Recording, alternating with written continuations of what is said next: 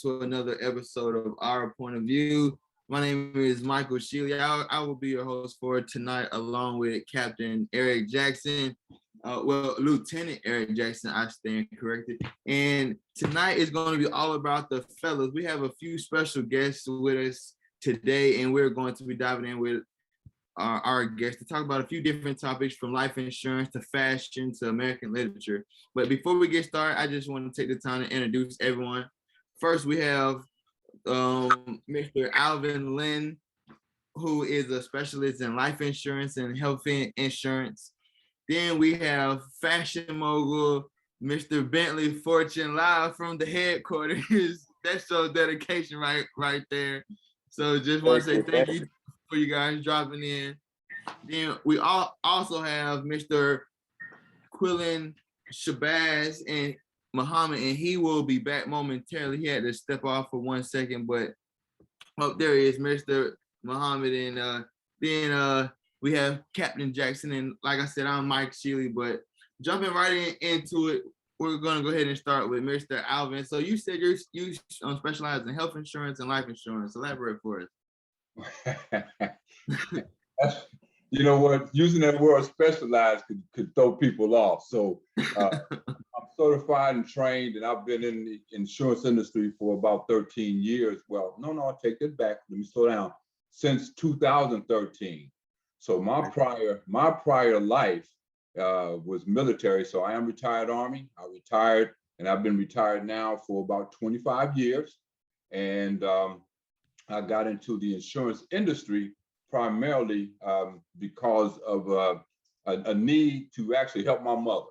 My mother was challenged in her life and had been diagnosed with cancer prior to 2013, and she was on Medicare. So Medicare is how I actually started, out of frustration. And one morning I woke up, and during my meditation time, it was just get your license. And I got my license, and then I started down that track with life and health insurance. So when we talk about being a specialist, I've studied very hard. It's something that I'm constantly learning. And I like to talk about life insurance because a lot of people don't understand how life insurance actually works for you while you are alive.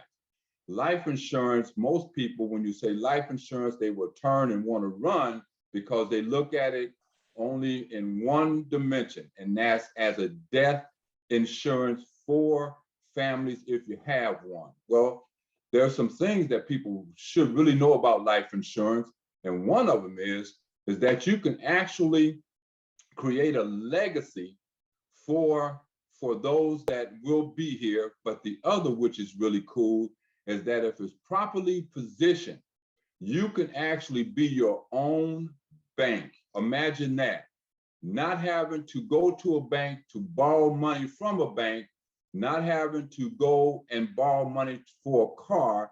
You can be set up where you can do that. And one other thing, I don't want to get too long-winded, but I gotta say this. You can set yourself up for retirement and have a tax-free retirement income coming to your home when you decide that you no longer want to work. So when you talk about life insurance, I get super excited because there are more elements to it and people should know about it. All right. You know, what companies do you recommend when it comes to setting up life insurance policies? And when do you have any affiliates with any companies? I am. Well, I'm glad you asked that question. I don't work for anyone. I am the CEO of the Alvin Lynn brand, and I represent. I like to say a few select companies. I don't represent every company. However, I know about quite a few. I don't point a person in any one direction.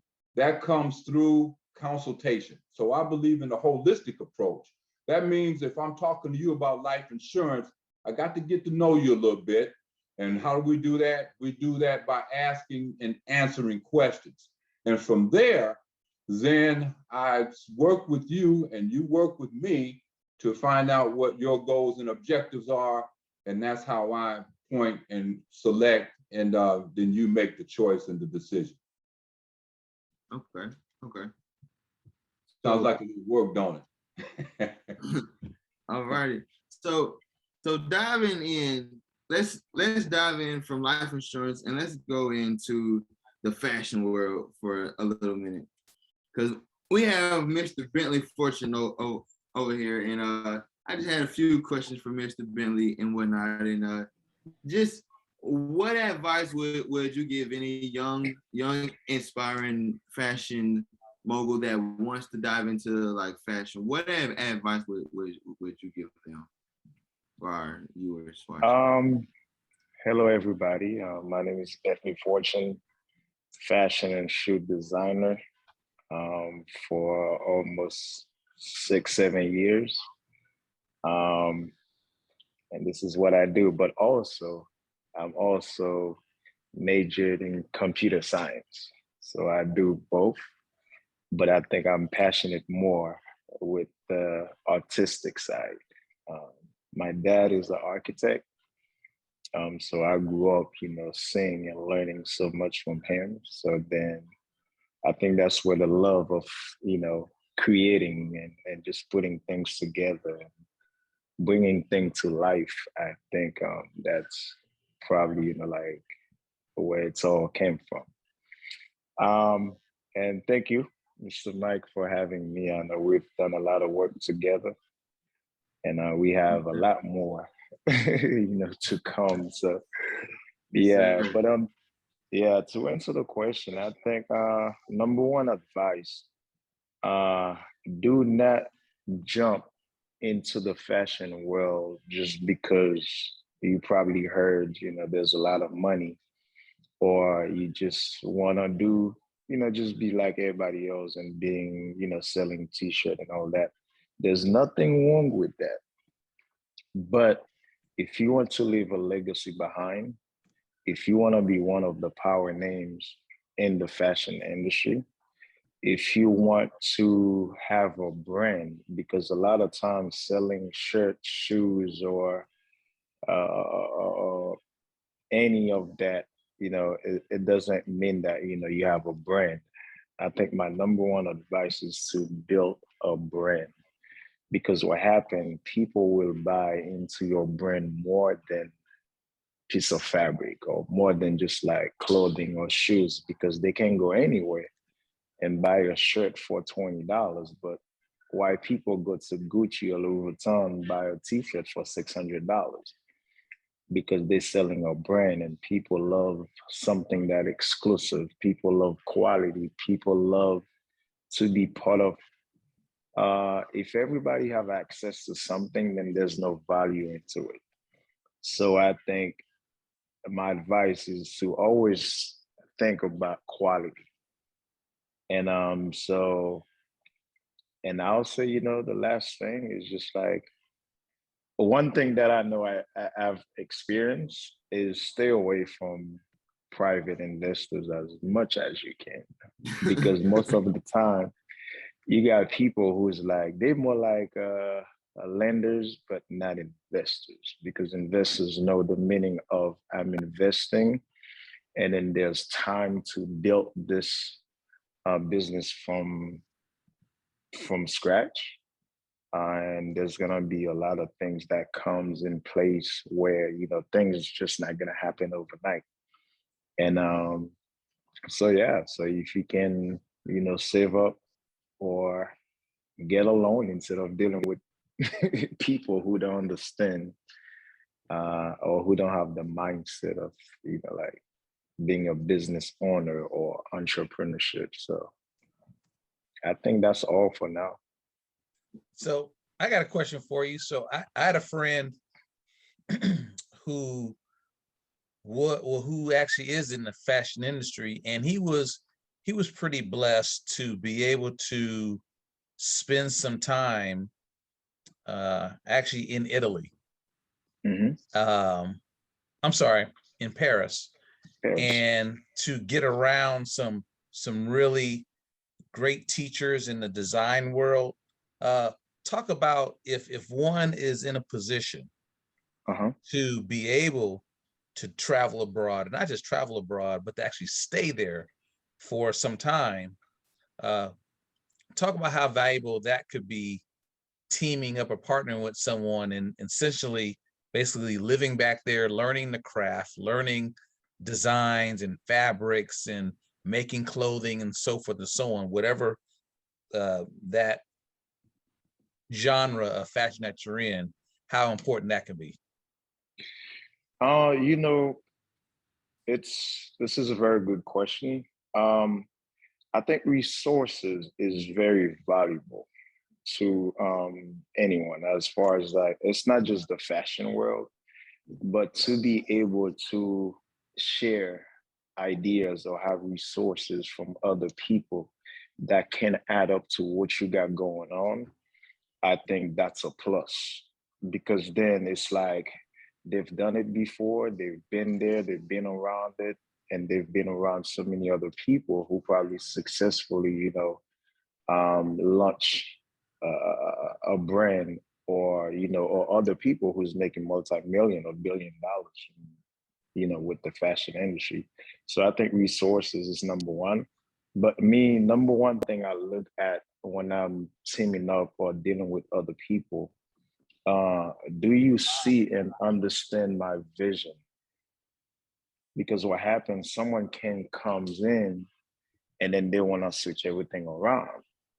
And then you might go for it because of the resources or the capital that you feel like this is your weakness. If we're speaking of SWOT analysis, so your strength and your weaknesses, so people can come in and say, you know what, I know he's in need of money. So let me bring up my proposal, and I guarantee, though, I know he's gonna go for it. Just the fact that I know your weakness, you really need that money, the capital. But now, if you strong enough and to know that, hey, I know this is not the right move for my business.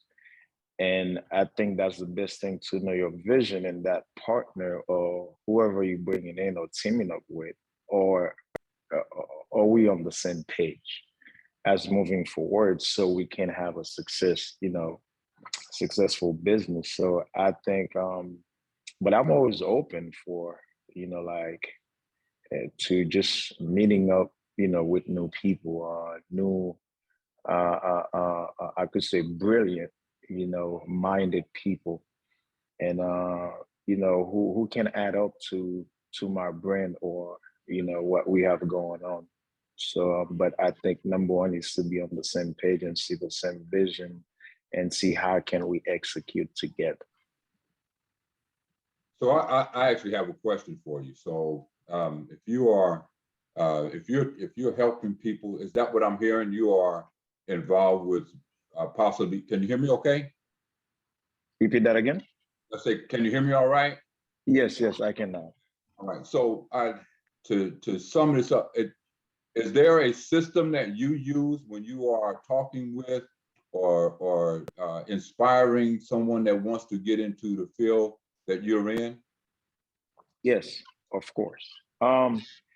Yes, I use a system that will work for me, and as a uh, like someone myself, right? I'm from Haiti, grew up in Florida, and I knew I didn't have much, but I had to make my mind, or a system that will work, a formula that will work, or a blueprint. So then, for someone who don't have the same access, to like, just like Mr. Eric brought up a great question as far as resources or teaming up with people. If you don't have that luxury of teaming up with other people that can put you in position, so I think the best thing is to create a formula that works for you. So what works for me is that I'm a self-driven person. So number one, I'll never take no as for an answer. So I'm always like, no matter what, I'm a I will keep on going till it's like I will knock on 99 doors, even if I know there's 100 doors to be knocked on. But a lot of people, you know, probably their fifth or 10th, they'll be like, man, that's not for me. But you have to keep in mind, if it's 100 doors, it don't matter if it's the, you got one more to go and you at your last, but you got to keep on going. So I apply, you know, self-driven, I apply discipline, and I apply that whatever I'm putting out there, I need to apply quality. Because what happened, people knows quality, and there's people who's looking for quality. But then if I'm just like, let's say when we come to like different printing type, right? You got offset, you got direct to garment, you have DTF, you have so many different, you know, type. Then you have people who's using regular vinyl. But one thing with regular vinyl, after you use the heat press and all that, most of the time you gotta stay away from like a dryer machine, because then it's easy to just come off or peel off. So then with me, I'll make sure that anything I'm using higher quality or higher grade of, you know, just to process everything. So I won't have to worry about my client or my customer coming back and say, hey, I know I pay X amount for this, but this is the problem I'm having. So then stay away from, and knowing your mission statement, what your brand stand for, your story, because a lot of time people buys into your story, because they want to be able to relate, because everybody, you're in a market, just like you were talking about life insurance. There's so many other people, selling or dealing with life insurance. But if I come to you, Mr. Alvin, I will make sure that you guide me to the right path. And you want to make sure that this is what's best for you, not just selling me, but then educate me about it if I'm not aware or if I don't know nothing about that industry.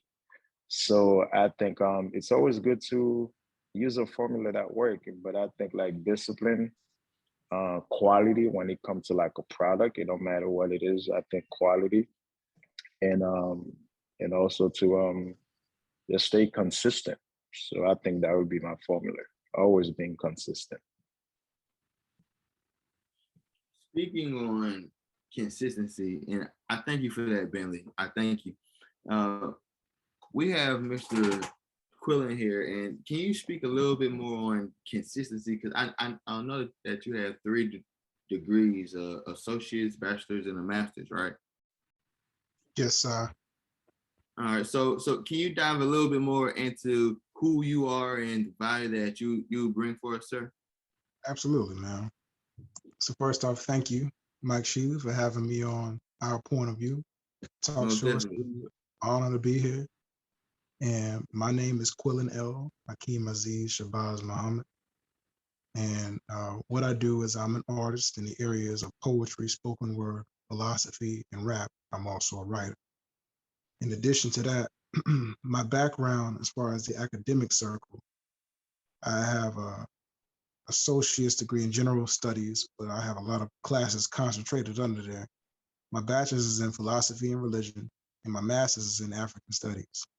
And I also have a trade in Cisco networking in the IT field. I got a lot of experience in there. And that's one of the things I do now. I work in IT now. I'm a systems analyst. But in addition to that, the reason why I've taken those degrees is actually to be able to direct myself for a professor position. But in addition to that, perfecting my craft of poetry, spoken word, philosophy, and rap. But touching on your question directly of consistency, one of the things that has to be able to be understood about consistency is you need that focus. And there's different things in life that we're directing our energy, our time, and our attention to. But that focus is key because that focus helps to be able to bring that balance. You need your time to be able to have for yourself, for your family, your friends, for your work, of course, for certain things that you just need to be able to do to be productive.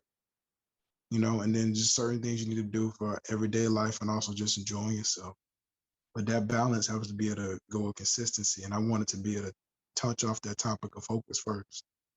But in addition to consistency, you have to be able to be wanting to have like a wanting or a will or a drive with that consistency.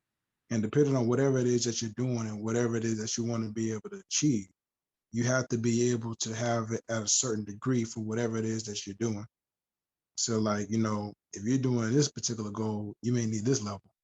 If your goal, it may be having a little more challenge and difficulty, then you need a little bit higher bit of consistency. It's different areas when you look at consistency for whatever task or whatever goal it is that you're trying to achieve and undertake. But that consistency is key, because you could do something well, you could do something right for a little bit amount of time. But if you're not consistent with it, whatever you did well or whatever you were doing very, very good for a certain amount of time, the result won't be able to play out because you weren't consistent enough for that result to be able to have time to be able to play out and manifest itself. That's why I would say consistency is key. Is there a difference between short-term consistency and long-term? Absolutely. So when we look at short-term consistency is, you may have a certain amount of time in the near future, which you're going to be able to have, you're going to be sticking to like maybe a plan or a set of rules or a way that you're setting up and managing your life and your schedule to be able to hit this particular goal or to be able to accomplish whatever you want to be able to accomplish within the near future that you have set out to be able to accomplish that goal.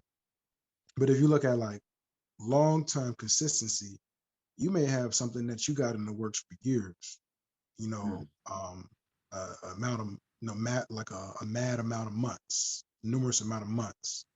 You may have something that you understand that you have to be able to stay with this consistently for a long period of time beyond a shorter period of time to be able to reach your long-term goal. And also another thing that people get this connected to is delayed gratification. So, which delayed gratification goes into delaying something that you would want right now in order to be able to receive it in a better way later on, or to be able to do it better later on, or be able to have more of a benefit from it or a better result from it later on. That's an example of delayed gratification. And we could look at that as far as long-term consistency when we think of it in that way, just to give an example. But I hope that made sense for what I had explained. It does. And bouncing back to you, Bentley, talk about some of the challenges that you had to overcome in the process from 2017 to when you first founded Bentley Fortune to now, that you had to actually work through and just have that discipline to stay consistent. Like, what are some of those challenges that you've come across? Number one, I'll say, is, to put a team together. I think that was one of my number one, challenges. And then the second was, dealing with like, having enough cash flow. And I think that would be my top twos as far as, challenges with the brand Bentley Fortune. As you know, I'm the designer. I'm able to create, to sketch, opening the mold and do all the 3D graphics, doing the tech pack, production development. So I've been blessed enough to like a lot of things I should be paying other people for, I'm doing them myself. And I think that's a plus that a lot of upcoming designers or artists, don't have. So I think just like I just got back, I was in New York with Wyclef Jean, and the first thing he stated was that you're the new Virgil. And it's because of my mindset and being consistent because we've been friends for some years now, but he sees and he knows exactly how hard I work, and he knows how consistent and how focused, on a daily basis that, and the fact that even me, I can call or text a lot of other celebrities right now, but the thing is that they know I don't just call you for help. I'm doing as much as I can, and that's how people give you so much respect. And that's how today waiting to see how long you can keep up with what you're doing, and then they'll come in and help you out. But a lot of time people want others to come, from the beginning stage and to just carry the weight. And it doesn't happen that way. I want to see how much love you have for something first. I want to see exactly, is it something that you will trade, your night out, with, just stop the clubbing for a minute, stop going to the bar for a minute, just stop, just being distracted for a minute, so we can see how much love, how much you got for what you're doing. So then we can, come in and help you out. So I think, going back to what we were saying, so it just the fact that, for example, with the capital, right? You got some investors, especially private investors, as I mentioned before, that, let's say they're like, you know what, I will invest about 30K or 50K.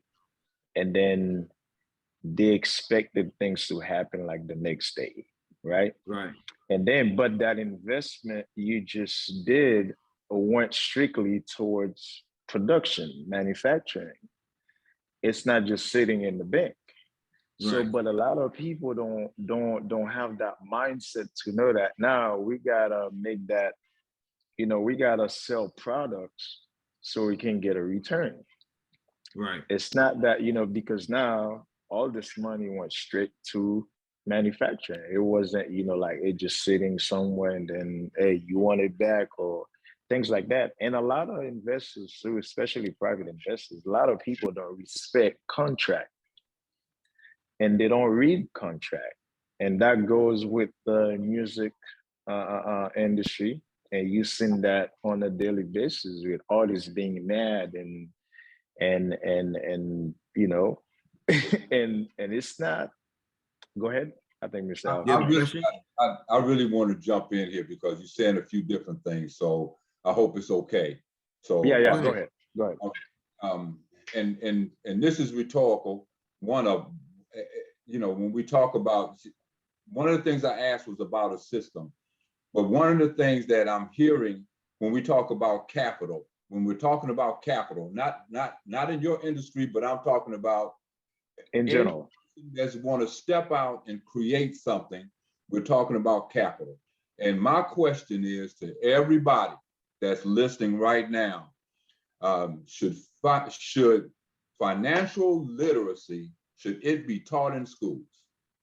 yes, If I so, do agree. Absolutely. wait, I ain't done yet. Absolutely. If it is, and if it should be, when or what grade should it start? I'll actually go first on this one if y'all don't mind, because Go ahead. I speak on this daily sometimes. I think the earlier, the better. Realistically, I would say first grade, because first grade, that's at that age where you're starting to learn what money is, and you know that mom and dad go to work and they come home and they bring money. Like they always talk about money. So I feel like once you get to a certain age where you can process something and you can understand something, that's when you should start to show, all right, bet this is where this comes from. I have to exchange these amount of hours to get this amount of money, or I have to sell this amount of products to make this amount of money. And I feel like that's also the time where you should start to teach them about the different ways to make money, because I feel like the education system really stares people down the wrong lane, and it teaches them how to be good employees instead of being a good cash flow creation system, you know? You're saying something, and I don't disagree with you. I don't, but it's something that you didn't say. Save. Teach children, teach folks how to save. Teach folks how not to fall into that interest trap. We'll get a credit card, and I mean in general, a person to get a credit card and say, I have access to money, and they'll go and max out their credit card, for an example, and now you're stuck with that interest, and now you're paying. You get where I'm going with that? So yeah, I do. When I talk about this, and I'm thinking about it, especially since I'm hearing you all talk, you know, Billy, I'm hearing you talk, right? And I'm thinking, wait a minute, you know, how do you look at creating cash flow? How do you actually look at that? So where does it start, and how can we start it? So that's why I wanted to push that out there. And with that, I'm gonna let you guys, you know, take it. But that's something that each and every one of us expect. Here I go, especially in our community. So when I was in school, and I'm going to tell you, and then I'll jump off, but when I was in school, way back when, they actually taught us how to write and fill out a checkbook. Right. Imagine that. Yeah. Right? Yeah. But something that's just about gone now. I was just gonna say that same thing. Like, do we even learn that in use school? checks anymore? You might never learn that in school. There are Nowadays, folks gonna teach you how to use Cash App and how to use Venmo and Zelle. you know, there are still a few folks that are using checkbooks, but I think you're right, Mike. I believe that the earlier you start, the better. And of course, there's stages. You know, you're not going to hit somebody in first grade with, you know, how to, you know, go deep into the financial literacy component, but you can start with building blocks. You can start very simple. You know, just simple dollars and cents, using the piggy bank, using, you know, those tools, and then as they get older, growing them, you know, growing those things into it. So yeah, you can be a fifth and sixth grader who's already an entrepreneur because you've been taught, okay, doing a lemonade stand, selling t-shirts. I mean, something where you're learning to value money, to do a valuation on a product, sales, marketing, advertising, P&L, profit and loss. So you can learn all those components. You just phrase it in such a way as to, with that particular individual, to where they can understand it and then grow it from there. So Mike, you're right in that aspect. I certainly believe, Alvin, you're right in that aspect. It's something that we haven't done the greatest job of doing coming up, but I mean, we know it now. It's out there, and we can certainly take advantage of it. So can we get rid of this as well? Can we get rid of the excuse coming from home? Now let's forget about school. Can we get rid of that old stereotype of not being educated? Can we get rid of that old stereotype of not going to college, so therefore you don't know? Can we get rid of that old stereotype of that they're not making enough? If we can get rid of those things, because they're out there, right? Especially in the house, can we get rid of that? Can we get rid of that? Well, I'm only a single parent, and et cetera, and et cetera, and et cetera. If we could get rid of those things, do you think we can move forward? Oh, absolutely. We have to, because those are going to be things that are going to be there. There's always going to be some sort of obstacle, but we got to be able to get around it. You know, we talk about the, oh, no, it's me. Oh, woe is me. You can only use that for so long. COVID. You can only use COVID as an excuse for so long. So we're going to have to get past that. Yeah. Now, COVID taught us some lessons, and having insurance. Look, one thing that kind of, I won't say drives me crazy, but it makes me wonder whenever I see someone going after or putting together a GoFundMe account. Not that there's anything wrong with them, but for the purposes that they're throwing up the GoFundMe, tells me in some situations you wouldn't have to do that if there was some insurance in place. You know what, Right. I got, and you know, not, that's great, yay. However, I want folks to know that behind the GoFundMe, there's a tax implication. So when you raise money through an organization like that, you may have to pay taxes, Yep. right? So that's problematic. That's problematic. But I really do believe this. I really believe this. If we could take our eyes off of what's, and you guys have said it for the most part, the immediate gratification, for an example, and you be willing to be consistent, you use that word, and I'm going to add discipline. If you're willing to be disciplined in any given task, you will have a measure of success beyond your belief in whatever that task may be. So I do think about you, Quentin, because you got a lot going on and you have a certain discipline. And I admire that about you.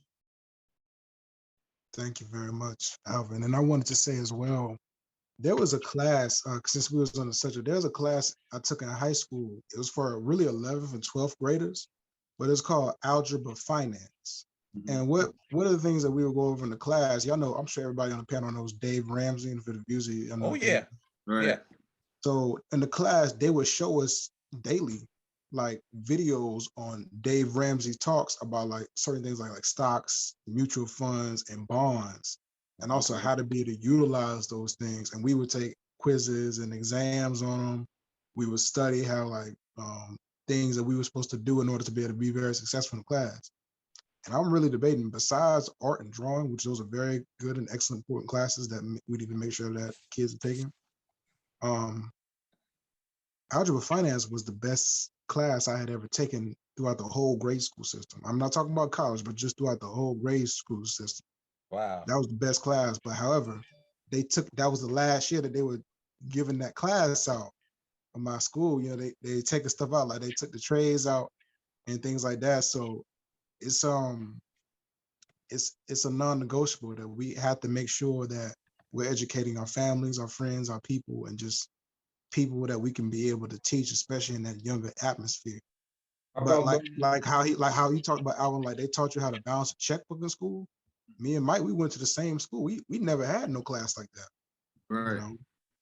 But like, and then they took cursive out of the schools and stuff like that. We have to make sure that we're educating ourselves, our families, you know, because they're taking the things away, just like they took the opportunity for trades away for us to be able to do those in school. By the time we graduate school, or at least close to it, we had a trade skill that we can get. Now you have to go. My mother made sure that I went to trade school for IT, and I was good to go. But maybe not everybody had that type of direction and guidance. You know, we have to go and do it our own. We have to go and make sure that we are holding ourselves accountable, holding our families and our friends and our community accountable for our lives. You know? Right. No, that's true, Mike. I don't mean to, man, brother. I appreciate you letting me talk, but number one, a principle that I've learned, and I tell everybody, don't lose money. Learn how not to lose money, no matter what venture you are a part of. Don't be willing to lose your money, right? That's even in borrowing or lending. Don't lose money. If you set that in front of you, then when we talk about even Dave Ramsey, because I've studied Dave Ramsey, eat the watermelon, spit out the seeds is how I look at it. I'm not gonna eat no beans and rice, right, and starve while I'm learning how to save money. There's a balance in there. That's called balance. You can do it, and I would encourage any person, young, old, to look at it like that. It's a balance, because we gotta live, but it's how you live. Right. And one of the things is you can properly invest, but you don't want to lose money. Don't be willing to lose money just because you make money. Right. Right. I agree with that. Go ahead, sir. Now I was going to say that makes a lot of sense, and you kind of have to find what works best for you. Absolutely. Right. You know, I've listened to everybody. I've listened to Dave Ramsey. One of his close partners, Anthony McNeil, Grant Cardone. It's a quite a few folks, but you just have to kind of find that middle ground to see which system is going to work best for you. You know, I certainly agree with Mr. Ramsey's philosophy on making sure that you save and that you put money, have money for yourself, and then save. And I can't quite remember the order, but it was save money for yourself, pay yourself, save, and then you give a certain amount, and then you still put some more money away. But then I also like a philosophy that Grant Cardone has as well as it relates to money. So you kind of find what system works best for you. But the bottom line is to, and I believe Bentley mentioned it before, find that system, find that algorithm, find that program that best works for you, just so long as you are in the practice of doing something as opposed to just kind of being out there frivolously and without discipline, because I know that's been mentioned before, as it relates to your finances. And that can be with your career, with your finances, with your personal life, whatever that thing is. And to that point, what, and kind of a general question, how does that transform you? First of all, do you think leaders are born or leaders are made?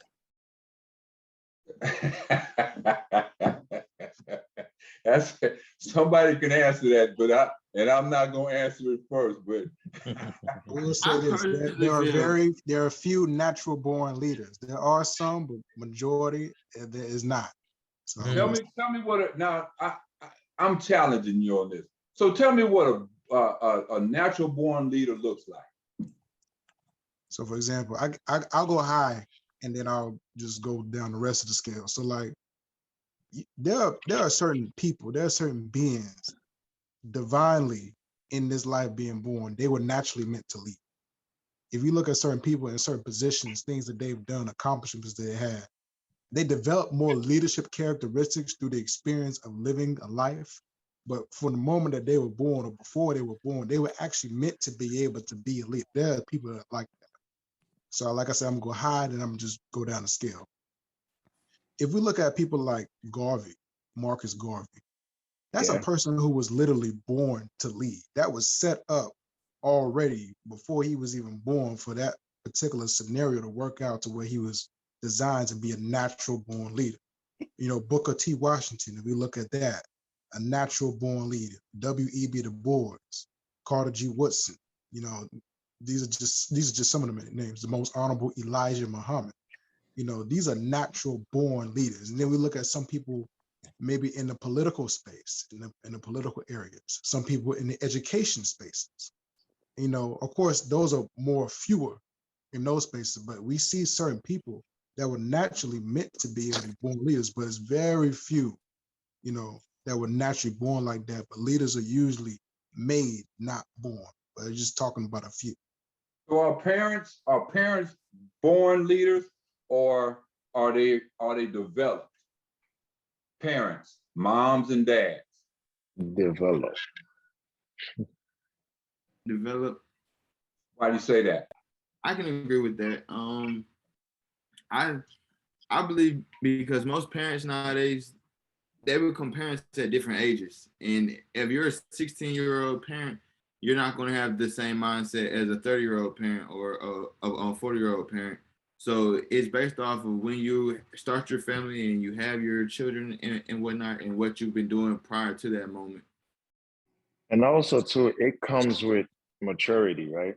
So at the end of the day, and also to just like wisdom, it's something you have to live through. It's not just something that you just born with and things like that.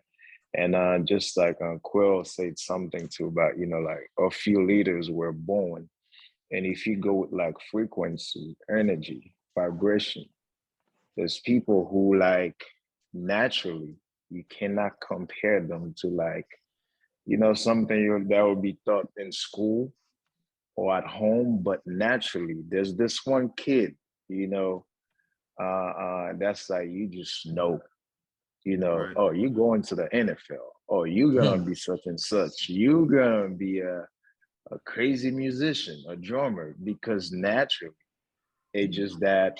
And I have a lot of, you know, I'm gifted, you know, with so many different talent. And as Mike, you know, I was in the music business. I produce, compose, and we all are musicians. And like my brother, he travel all over. He reads Speaking of music musicians, and all Bentley, that. give me 1 second, Bentley. 1 second. Go ahead. I just want to take the time to introduce to our conversation Billboard Top 10 artists, DJ Taz in the building. Just want to add you in there. And then Yeah. all yours, Bentley. All Hey, how right. you guys doing? How you guys doing? We're doing well. Welcome. Feeling today. Apologize for my tardiness. I It's have all no, right. I have no Good. excuse. I have no excuse. He was talking about you earlier. You just didn't hear. Right. Yeah, man. It seems like I'm on a great topic. Yes. Yes, sir. So Bentley, you can finish. You got the floor, sir. Yeah. So like I was saying, you know, like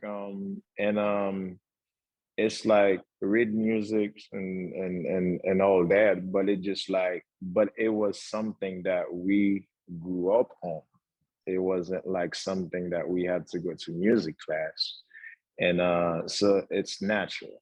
So it's the same thing, I think, you know, just like a leader, you know, you will know there's different character, and there's different energy and space, and you could see how, you know, like you like this person is naturally, you know, born for this or that, you know, instead of, you know, like, and just like Kurt was saying, then you have so many other one that, you know, had to go to school to be a doctor, to be a musician, to, you know, but it's, I do agree with, you know, Quillen on that.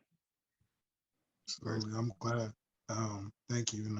Great point that you made, Bentley. And I wanted to say, in addition to that, since we were on the topic, to transition into that, you know, relation to the finances and things of that nature, I wanted to say, you know, if you're out here and you know whatever finances or whatever income you got going in, you know you need more.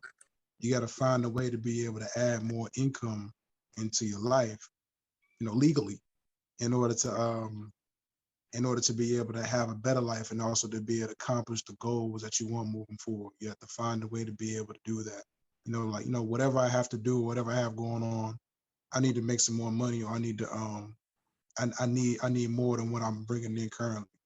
You got to either add, you know, a piece to that that's going to be able to help you to be able to increase your income, or put yourself into a certain opportunity, or build yourself from the inside so that that income can reflect on the outside within that bank account. Because, you know, money is definitely one of the things that we'll be needing in order to be able to operate throughout this life and to do what we need to do, especially if we're talking about, you know, saving, investing, learning how to be able to do different things and have different attributes of money. But I would definitely say that as far as that, I wanted to make sure I brought that point up. And then in addition to that, like, you know, when we talk about like leadership, you know, especially as we're living and moving on and proceeding forward in life, there's different things that you can be able to do to enhance yourself to be able to become a better leader, or just enhance yourself as a human being. So many different classes, you know, books you can read, lectures you can attend, audios you can listen to.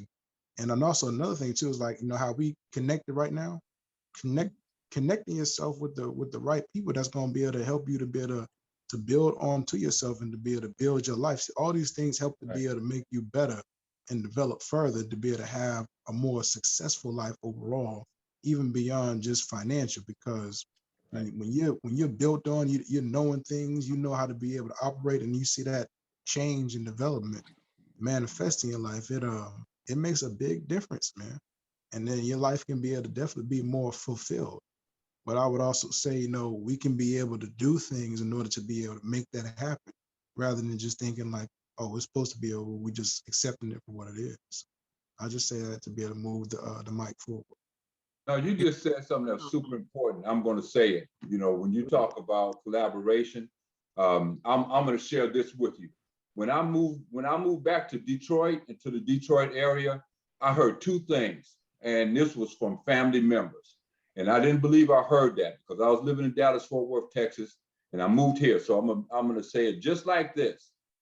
When I moved back here, and one of the things that I heard was, you can't work with us. Now, is that the same in Georgia, where you're looking at another person that's the same skin tone as you, you're Black? Is that still going on? I know that here, to some degree, it is. And I also know and realize, because I network quite a bit, there are some Black people, African-American people, that still believe that just because you're white, you actually know more than. So a job, and we can use my industry, right? In my industry, where I do what I do for a living, it's easy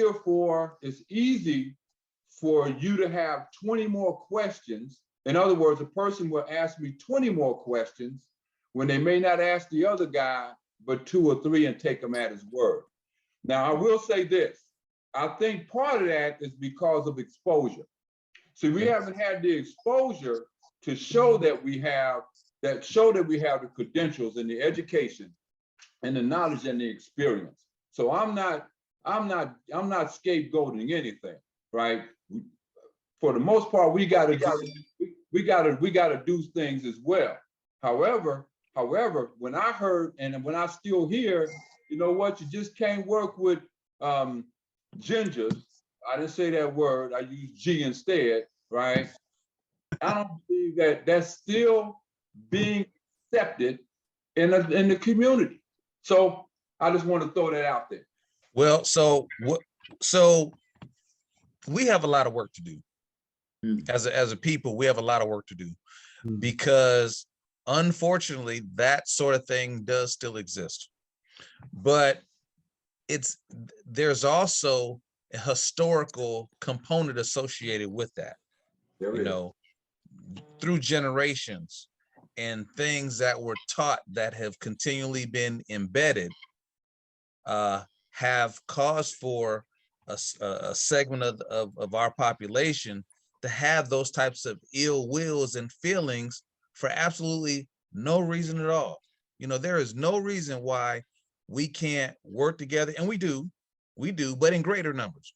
There's no reason why we can't work together, we can't collab together, we can't think together. It's just a lot of things that we're doing, yeah, true enough, but we can always do more. And so when you think about places like Atlanta, and you think about places like New York, Washington, or DC, where there's heavy segments of the Black community, and we're having these issues, this crime against one another. The time we spend fighting against one another, we could be building empires, building Tulsas, building these other things, because we definitely got the mind to do it. We just need to, because our counterparts, our other white counterparts and Asian counterparts, they're doing it.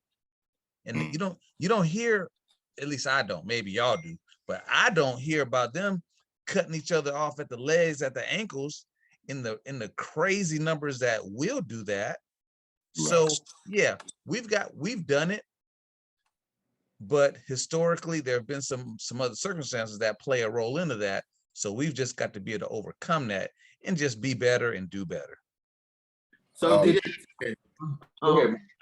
to dive in and tell us your story about how you overcame those obstacles with your team, and you displayed leadership and you helped your team get to the point where you guys had a record on the Billboard. So you got the whole floor, sir. All right, you and me?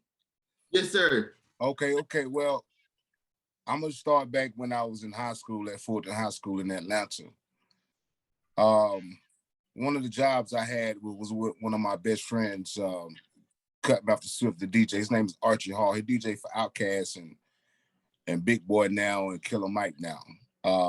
His uncle used to come and pick us up and take us to Brunner Brothers. He used to work for Brunner Brothers, the hair care people. And I was inspired by the all-black company like Brunner Brothers. Just to see somebody else and just being in Atlanta, seeing a lot of successful black people with businesses that's legit, that's doing things. So it puts your whole mindset in a whole different mode, period.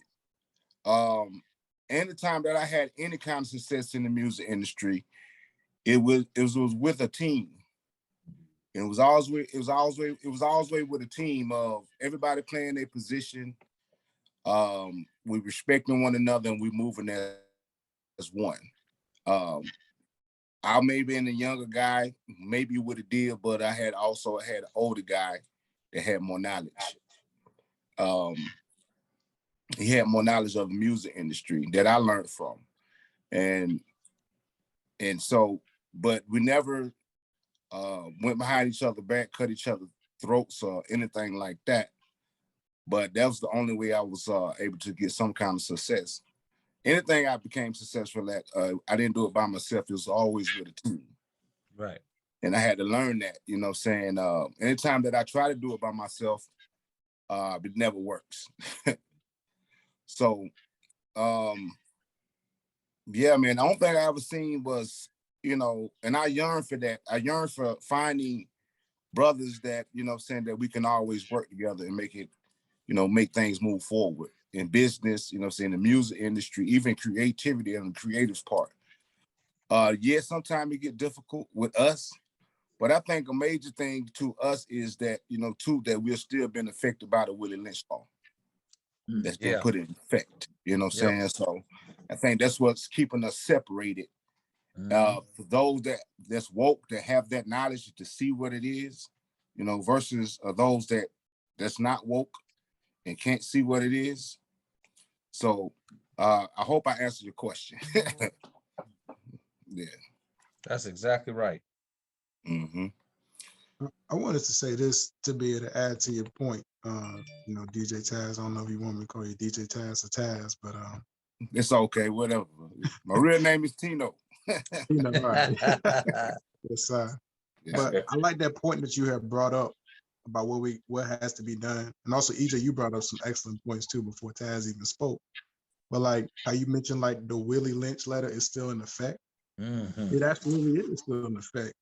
But also, let's think about even before, you know, the Europeans came to the continent of Africa. We were actually warned amongst ourselves for us to be able to actually even get in the position anyway, for that to be able to even be allowed for us to be able to get into the predicament.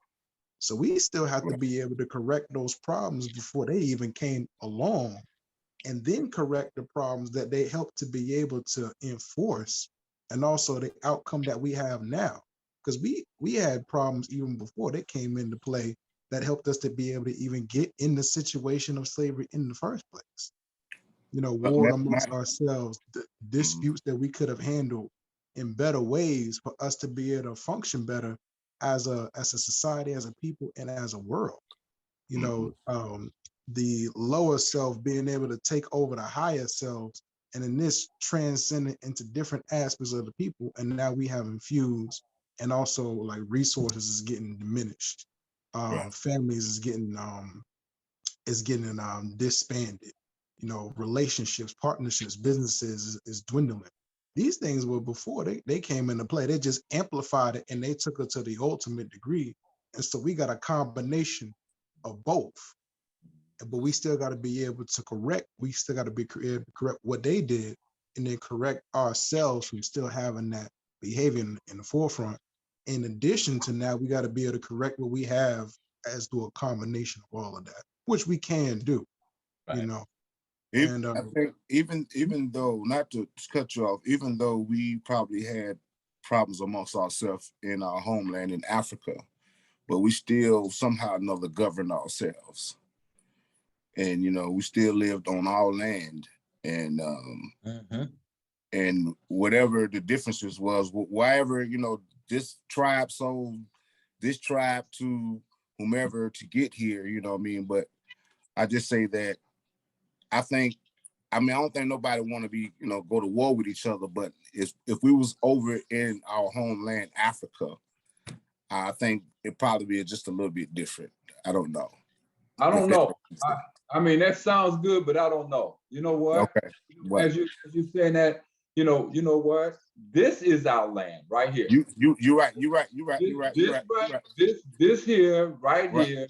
You're right. Everybody on this call was born in the United States. Your parents, my parents were born in the United States. Our grandparents were probably born in the United States, all for the most part, right? Is our great grandparents that were probably brought over here. So we are generations in the United States. Here's why I'm saying this. What I see is a slave mentality, mainly because we as a common people want to have a hierarchy over those that we are working with and living with, as opposed to a common goal of wealth creation, as a goal and education. See, and that's that crab in the barrel thing, right? Which is so sad. I hate that analogy, but every time, if you saw the shadow of it, you'd automatically think those are Black people. And that's just so wrong, right? Believe it or not, white people hold themselves back too. Stop and think about it, right? And so do others. If you're not we're the only ones that how do you say it, that are fully exposed. But see, white people hold, well, I'm gonna say this now, white people hold white people down, right? And back. And they stop themselves from certain things, right? Unless you're at a certain level. And so do others. They got a caste system. A caste system is still very much alive, even in India. So we just have more exposure, and it's thrown in our face more, which psychologically, that pushes us back. We're thinking, well, hell, I can't do this because other folks don't have that type of exposure, at least not publicly. Well, and to that point, and that's why I made the point in saying that we have work to do, because it seems like with us, everything is amplified. Yeah. Statistics in bad health or in health for Black folks and people of color, always amplified. The job market, amplified. Finances, amplified. Housing, amplified. It's like it almost seems, Q, like we the most hated folks here have other issues, but like Black folks, like we the most hated in all the free world. And we're trying to live and have families and strive and have finances. You know, why do they want to hold finances from us? Why can't we have the types of ownerships and stores and stuff that other races come over here and get like this, right? But yet still we get lied to, we got to struggle, we got to do, you know, my pops would tell me, hey, coming up into the workforce, you got to work twice as hard as the next person just to be on the equal. Why we got to work twice as hard? And that's totally unfair. Why can't you go and have a 9-to-5 like the other guy, and when you sit down, you call lazy, but when he sits down, it's nothing said. So how do you deal with that? Well, in my opinion, first of all, stop being hard on your family member, right? Stop it. Just cut it out. recognize where they are in their station in life and approach it from there. And then second, stop being hard and giving into, right, what you hear, that noise that you hear through media and through others, right? Knowing where you are and working in that, a practical life. If you could do that, if I can do, I practice this. I practice this. I don't call my grandchildren names. They ain't bubblehead. They ain't knucklehead. They not lazy. I lift them up, right? Well, why would I do that? Because what I heard, and you have to overcome this type of stuff, was these little names. And then yes, you got to work twice as hard, right? For less money a lot of times. I'll end that with that, but you're exactly right. Well, yeah, and you know, because when I go to sit down to the bank, if all things being fair and equal, I shouldn't have to go jump through all these extra hoops and have to do all this stuff only to get turned down and denied. I want to be able to set my family up for some generational income or to start a business and be able to pass along, you know, to my family. You know, every Fortune 500 company doesn't, I mean, that system, you shouldn't have to search for one brother or two or a sister that is running a Fortune 500 company. Right. We know we can do it, but it's the opportunity. Yeah. It's the opportunity. Like, you know, if you're in the music industry, you shouldn't have to jump hoops to own your masters. Right. Yes, that part. You know? What's up, boss man? How you doing? How you doing? So it just seems like it's just amplified when it comes to Black people. But again, and to your point, Brother Alvin, yeah, we have to be able to step above that. But man, I tell you what, it gets hard sometimes when you just feel like you're just getting beat down and kicked around. And all you're trying to do is because this is our land. I most definitely.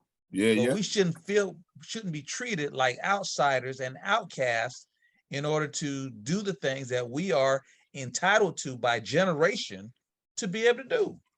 Right. There's a way to do successful collaboration. And just think about it, guys. Every one of us are professionals, right? But who would be the one that would reach out to the other just to say, hey, I want to know a little bit more about who you are as a person, number one, because I'll tell you this, who in the world would refer anybody if they don't know them on a personal level? You lying if you say you would. No, you won't. And I know I won't. If I don't know you to some degree and know what your personality is, I don't care how smart you are. I can't tell you about nobody else, and I wouldn't expect you to do it about me. It's just a matter of collaboration. You don't have to be in the same industry. You don't have to live in the same town, but see, it's connections. Successful connections makes it happen, right? Right. So give that thought, guys. While we're on here tonight, why not think about that? You know, when we talk about those things, and I'm thinking about politicians now for some reason, right? And that goes for them cats too. Why in the world would you vote for somebody if you haven't done a little bit of research on them? Right. Just because of what? Because they sound good? Right. No. That's one thing that I do not like about us sometimes. We will just go with the flow of the most liked person when it comes to politics and instead of doing our own research. That's called being sheeple. Yeah. And that's a whole nother subject because we got a couple out here in Atlanta, in Georgia that are going at it. And, you know, it's you know, two brothers and look, you've probably heard about it in Detroit. I have. Fellas, I want to say this. I don't know if any of y'all familiar with the Black Man's Lab. I know most of us, except for one, is not in Atlanta. The Black Man's Lab is it happens every Monday where Black men from all over, we come together at the YMCA on Campbellton Road. It's brothers in all walks of life, And we come together, we connect, and we talk about topics. It'd be a lot of people in the room. We have a room, you know, just for us at the YMCA. We talk about a lot of great topics, what we want to do, what we can do. We work, we connect, and we network. And it's brothers just all different types of professions, and you know, ourselves included and beyond. You know, I remember we even had surprised us, Raphael Warnock. He walked up in there Nice. last week on Monday, and he gave quite a speech, and he was talking about some real stuff. And the brother that was sitting next to me, we talked a little bit about it. He said, "What did you think about Raphael?" I said, "You know, he can give quite an amazing speech." I said, "But that's what you're supposed to do in that position. You better be able to give a speech, or I'm gonna be able to make it Right. that far. You better Right. be able to do that." But also, when it comes to really saying, "I'm going to support you and I'm going to back you," we got to be able to go beyond a great speech. Not saying that what you were saying in the speech wasn't good, and not saying it Right. can't be able to help, but it has to be way more than that, because you can be able to get razzle dazzled and, you know, finessed into that speech, Right. just in the political space. And also, I know this movie gets different views, but there was some really good points in it. You look at the movie Black Panther. Mhm. When he went to the ancestral plane, when he saw his father after his father had transitioned, and then his father was like, you know, he could tell something wrong. He said, "What's going on? What's the problem?" He said, "I'm not really sure if I'm ready to be able to be without you." And he said, "Well, if you feel that way, then that, because a man is supposed to prepare his children for his passing. So if you feel that way, that means I didn't prepare you to be able to be prepared for you not to be able to be with me. So have I failed you as a father?" He said, "No, you haven't." He said, "Have I ever failed you as a father?" He said, "No, you haven't." He said, "I want to be able to be a great king. How can I be able to be a great king?" And he said, "Well, you're going to struggle." And he said, "You're a good man with a good heart. And it's very hard for a good man to be able to be king." So he said, "You need to be able to surround yourself with the proper people and the right people that can be able to be a help and an aid to you, and good people in your life to be able to help you move forward, and also to be able to achieve and also elevate and grow and process the proper thing." Have a good team then, huh? Absolutely. Well, you know what? You know, that's awesome. So what the heck is a good dad? A A good good day. dad. I mean, I mean, so what's a good dad? What's to me? Since I brought it up, so I might as well say something, right? Might as well. Right. Might as well. I can't talk about nobody else. I talk about my behind. Listen, right? A good dad, and I do have children. A good dad is going to be honest with their child, with their children. They're going to sacrifice for their children. They're going to hold themselves and their child accountable. They're not going to abuse their child.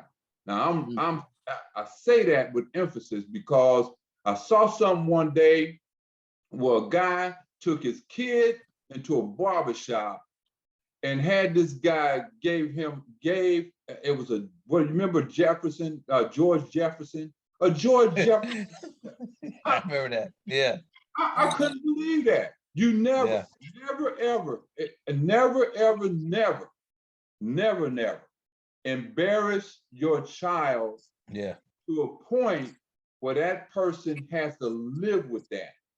Never. Now, Yeah, I ain't talking about whooping that behind, because that's a part of discipline, but you don't beat the child, right? You love that child. So that's how I believe, that's my opinion of a good dad. And I probably left mine. I'm with you with that, man. I'm with you with that.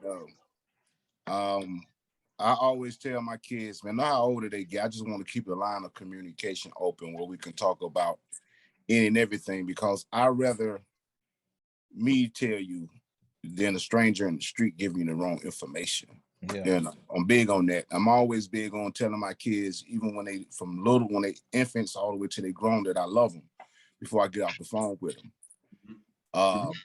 because, you know, sometimes we may have mothers that speak ill on the father, but I always want to put a point across, just let them know, and it's not by words, by action, that, you know, I love you, you know, and because I don't think I got that enough coming up, you know, for my parents. You see what I'm saying? So I'm just like, yo, you know, and I never wanted to. I was talking with this girl the other day, and she was like, you know, about this Santa Claus Christmas thing, right? She's like, well, I said, well, I don't want to raise my child. Never did raise my kids up believing that a white man was Santa Claus.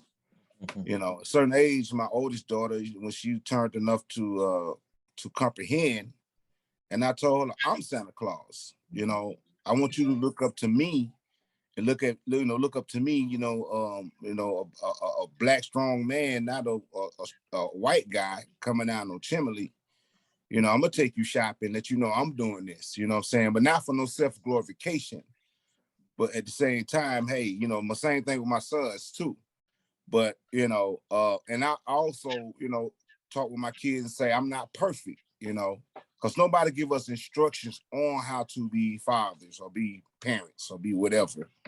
Sometimes we take bits and pieces of what we may have learned from, you know, this person, that person, but, you know, so as well as I always go back to Roots, the movie Roots. And when I think when Kunta Kinte was born, his father went around the village and he went to the elders and everybody like that. So I got a son. It was a situation that happened. He was trying to get an answer for. They all turned his back. They turned their back on him. Basically, it was like, to me, what I took out of it, you got to figure it out. You know, you got to figure it out. So I think in that respect, I think that's a good father. Yeah. Someone who makes you take accountability for your own life, but just doesn't let you bump your head too hard, you know, like let you learn, but just don't let you hurt yourself. Right. Yeah, my daughter, she's, and it's a hard thing when your child won't listen, and my daughter, I have to sit, sometimes I have to sit back and let her bump her head, even though she's grown. But, you know, sometimes I got to be patient enough for her to come back to me and say, Daddy, yeah, you know, I you know, made a mistake, blah, blah, blah, yeah. But, you know, I guess that goes into knowing your child too, as a father. Yeah. Okay. Well, fellas, it's about 8:20 and we've had a wonderful conversation. I just want to just thank you all for just taking the time out of your days, because I know that you all are very busy men and you are adding a lot of value into this place that we call our world. And before we leave, does anyone want to leave with any remarks or in any ways that you could be located, or you want to like push anything that you have up and coming and whatnot for all the music artists and whatnot? Yeah, man. Currently what we have now, we have our own radio station, Black owned, operated here in Jonesboro, Monroe, as well as I have my studio connected to it. We also have an event center here. So the artists can also come here and record and get mixed and mastering from lead straight from here, go to the radio. It's an FM station, 104.9, Power 104.9. You can listen to it in your car. You can listen to it on the internet, you know. And then, you know, we have the event space here too as well. If people want to have a listening party, want to have a party for a family, or just have you know, come and teach dance class or have a conference or whatever it is, you know, we have it right here. So I do have music out right now. Currently I'm into the Southern Soul field right now, producing somebody like Wild Cow from Jagged Edge and Miss Nika, the girl that sung on my song, That's Right. And Dennis Taylor. Yeah. Johnny Taylor's descendant of Johnny Taylor's of lineage. His name is Dennis Lucky Taylor. And also King Russell out of Meridian, Mississippi. So that's what we are right now. We also have a movie series that's coming out as well about my life, coming out to Swift life, a couple more of my other partners' life. Right now, it's on its 4th film festival, which is going to be held in Atlanta on the 26th and the 30th. So there's more things coming up, man. I ain't got all day to do it, but yeah, we moving, man. So trying to get better. And in the meantime, we're trying to find the right team to keep pushing forward, man. Yeah. All right, cover that. And we can talk a little bit more. We have a TV network that we can get some of your content on. So we can most definitely talk about that, sir. Okay. And what Yeah, about this man. film festival? If you can speak just to a little bit, when and where that's going to take place? Well, they saying I was asking the movie director. I think it's gonna be on, I guess, online or something like that, which, Okay. Right now I think it's been to the San Francisco Black Film Festival in San Francisco, the Top Film Festival in San Francisco, and also the Hip Hop Film Festival in New York with honors and a standing ovation there. Mm-hmm. Then we went to Detroit Film Festival, then it's back in Atlanta. So it's got some legs on it. So okay. Yeah, man. So I'm excited about it, man. So it's a whole new thing for me. And to put some of the music in there and hope it, reach the world in a positive manner, man. Yes. Yeah, congratulations. Hey man, I need that chick to match up with all this stuff going on. You know it's leg vacation. It's on the way. You just know that. Yeah, man. I was just looking at how talented we are as people, man, even in the music business. I've been in the music business for like 27 years, almost going on 30. So I was like, okay, we've mastered a lot of things, recording, mixing, mastering, our talent. Now we like, they always got their hands in something we got going. The distribution is like the major key. Like, yo, I know we got one person owning their own distribution is United Masters over there, but then we got to talk about marketing and all that too. So I think we can take over our culture and music if we can all just come together and do that. I think we can gain that power back, man. And without involving other people that ain't creative with it. Right. If that makes sense, yeah. A distribution makes right. Yeah, man. So I think and I got off my label with Priority Records in the 90s, man. I said I was gonna do it by myself. I haven't been signed with anybody else, but I tell you something, it's a hard road, man. But I refuse, not say I'm better than anything like that. I just try to refuse to work for and make somebody else some money, make somebody else richer, man. So, it's been some bumps and bruises in the road, man. But I think, with the faith of the Most High, I think we can pull it off, though. Yes, sir. Mm-hmm. I wanted to be able to say it's amazing to be able to see, what you've been able to do and also how well you've been able to do and to see you just continue to strive forward and do great things. It's very inspirational. And I want to also say as well, what you're doing and what you have been doing, that's exactly what I, have been wanting to incorporate, add and work with, in my line of work of being an artist and also an up-and-coming artist on the works. And I would like to be able to come and work with you, build with you. I'm a rapper, poet, spoken word artist, and philosopher. And I have actually other people on my team. Mike is on my team as well. Mm-hmm. One of the people he's my videographer and photographer. And, right. We have a whole team of people that we're working together for this common cause. What we're trying to do is incorporating like these topics that we've talked about on this panel. That's what I would be talking about in the lyrical content that we will be putting out. If we could be able to work with somebody like yourself, myself and my team, it would be a great thing to do. Let's go, man. Let's go. Mm-hmm. Let's learn off one another, man, and whatever resources I have, man, I've never been stingy for it, man, because I just want to see, somebody that's creative and our people win, man, and that's just how I always been. I just want to see us win. Yes, point blank and period. So I give you the address where we are, give you my digits or whatever. and pretty sure we can make something happen. That'd be perfect. That'd be perfect. I like to say one thing to everybody, if it's okay. Yes, sir. Man, I really truly enjoyed, speaking with you all tonight and listening to you as well. And the wealth of talent that each individual has, man, I tell you, if you're not talking to one another, just start. I know I sound like a 66-year-old now. I know, so it's okay. I'm just sharing some wisdom with you all, and it's a way. And I gotta say this because we just don't know.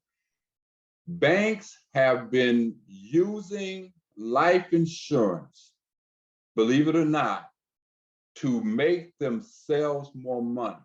Yep. Athletes, right? And I won't mention any. Shaquille O'Neal has been using life insurance to create more wealth. Why am I saying this, gentlemen? Why am I saying this? Properly structured life insurance can help you create wealth to add to your business.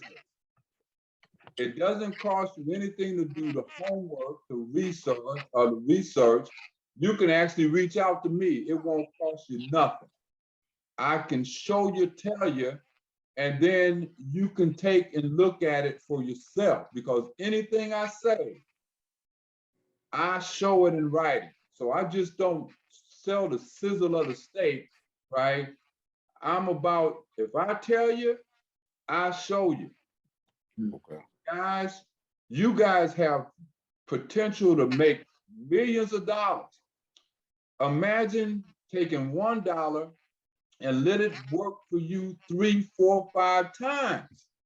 So with that, I'm gonna leave that on the table, right? And you can do your research on your own, right? I'll open up my doors to you, but it's there for you. It's there for us. Okay. Just know that. Yes, sir. Yes, sir. Do you all want to share how you can be reached, like social media and whatnot? Y'all can be reached on The Real DJ Taz. That's my Instagram. It's DAREAL DJ TAZ. My Instagram and my Twitter the same. Original DJ Taz for my Facebook and my Twitter. Well, I got some more pages on Facebook, but just Google me. Thank you. Do your Google. Oh, just playing, man. But yeah, man. Yeah, man. You can. That's pretty much how you can get in touch. Yes. All right, copy that. Anybody else? Yeah, I'll say the same thing. Okay.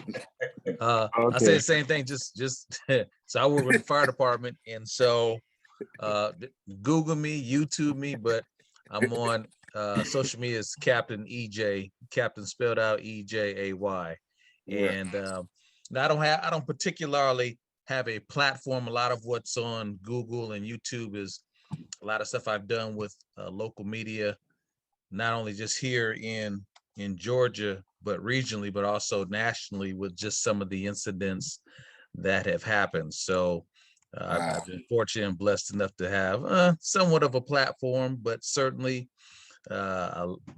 we encourage our young people, who desire a career in the fire service, right, to come on board. And is it too late for me? Is it too late for me? No, sir. Absolutely not, sir. There is no. We cannot age discriminate, because you can roll in there with your 55, 56-year-old self, but check it out. You may find you're in better shape than some of these young cats.